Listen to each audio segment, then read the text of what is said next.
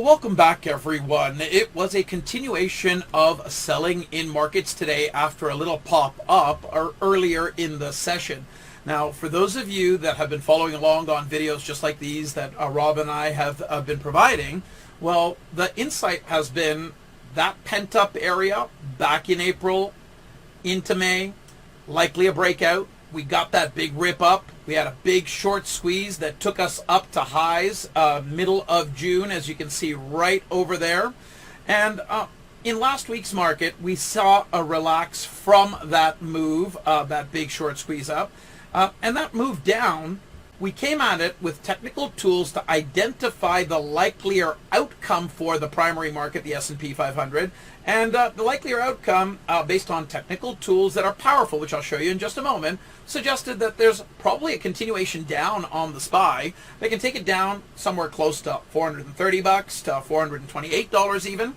Now, we didn't quite get all the way down there in today's market, but if I zoom in a little bit over here and give you a view of that daily candle, you can see that we actually had a little pump up. Now, it hit a resistance structure. These are weekly pivot lines. It backed off, and we've got a selling wick, and we've closed with a red-bodied candle.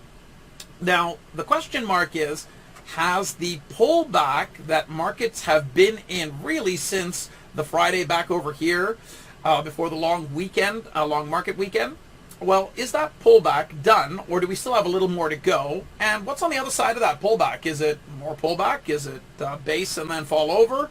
Or is it a bounce? Well, if you go back to some of the videos and training that I did last week, where we focused on Rob's TRP indications, you saw me bring out a multiple time frame chart. Right now, you're just looking at the SPY with the TRP on it, on a daily time frame.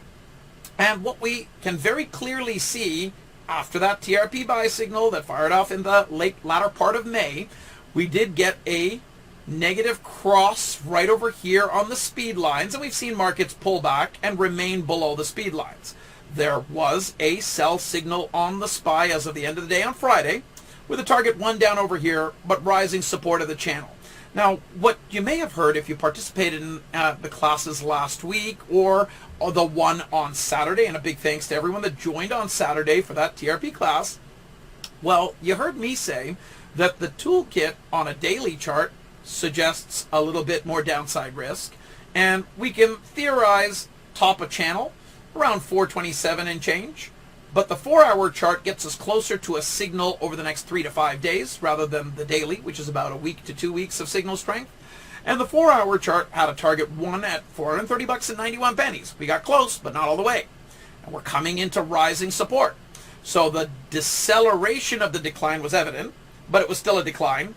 And the TRP momentum crossover is still pointing down. Now we've got very likely a continuation down that could end at the bottom of the channel with a test of around 430.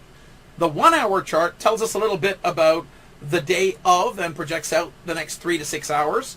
We can largely ignore the 5-minute and the 1-minute for now, but the 1-hour chart had a sell signal, first bar on Friday morning. You can see the crosshairs at the bottom of the screen, 9:30 a.m. We did come up above the stop, test the channel as it was sloping down, but the primary direction obviously is still down. Now, was that solidified? Yes. Did we get some sort of a momentum shift that says it's just going to rip around? Well, we've got an open target 1.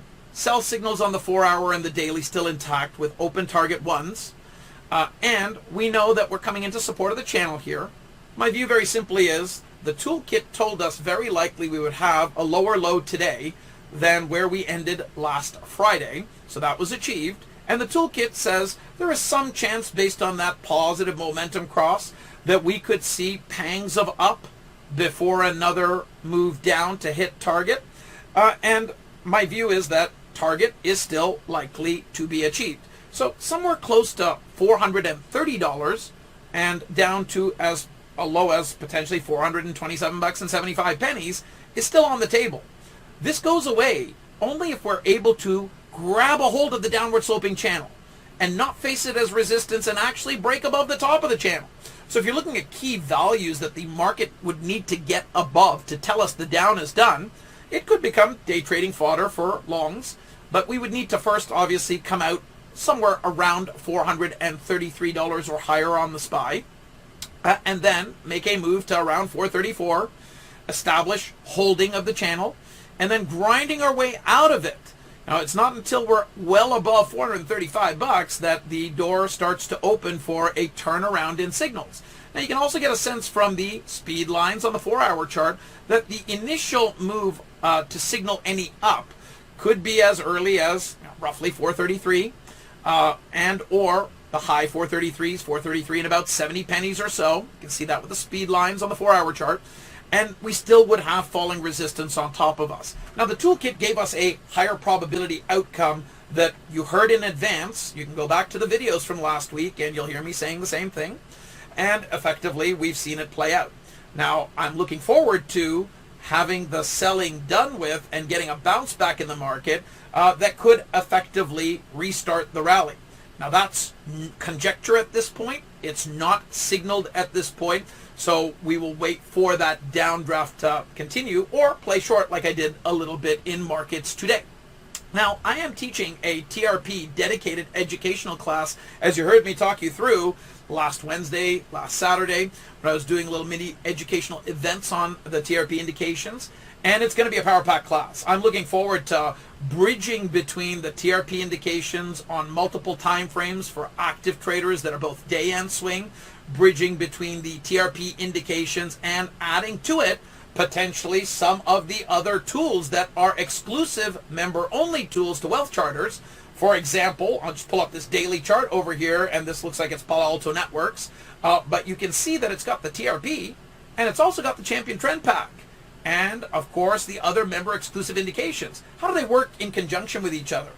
From providing new layouts to integrating tools that are available on wealth charts to giving you a multi-time frame view and how to use it for higher probability day or swing.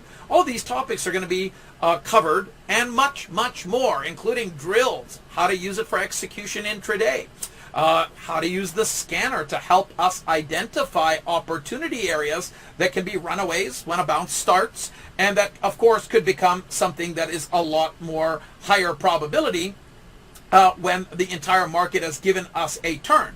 So very easy to scan for bullish runaways. You saw that instantaneously pop up, but the market's still not on our side. So we need to get that selling done, turn the ship, and I am looking very much forward to being there from 1 to 4 p.m. for TRP students. We're going to be doing a dedicated class that I promised, and going deep and having some time for Q&A. I look forward to your attendance there. Look out for an email right before the class that will give you the links to how to get in. And we'll see you there tomorrow at 1 p.m. Eastern Time, and see you again in videos just like these in the coming days. Wishing you a wonderful rest of your day, and thank you for watching. Bye for now.